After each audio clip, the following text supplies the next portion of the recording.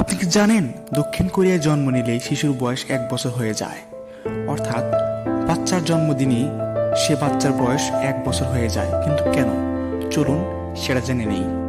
এটার পেছনে রয়েছে কোরিয়ানদের বয়স গণনার প্রাচীন পদ্ধতি। কোরিয়ান সংস্কৃতিতে গর্ভাবস্থার সময়কেও বয়সের অংশ হিসেবে ধরা হয়, তাই জন্মের সময়ই একজন শিশু 1 বছর বয়সী হয়ে যায়। আরও মজার ব্যাপার হলো, কোরিয়ায় বয়স কেবল জন্মদিনে বাড়ে না, বরং প্রতি নতুন বছরের শুরুতে সবার বয়স 1 বছর একসঙ্গে বেড়ে যায়। মানে আপনি যদি 31 ডিসেম্বরে জন্মান, তাহলে পরের দিন 1 জানুয়ারিতে আপনার বয়স 2 বছর হয়ে যাবে। কিন্তু চিন্তার কিছু নেই, 2023 সাল থেকে কোরিয়া তাদের সরকারি নথিতে আন্তর্জাতিক বয়স গণনা শুরু করেছে, তাই এখন বয়স একটু কম লাগবে। তাহলে বলুন তো, এই নিয়ম থাকলে আপনার বয়স কত হতো? কমেন্টে জানান। এমন মজার তথ্য পেতে ফলো করুন। দেখা হবে পরের ভিডিওতে।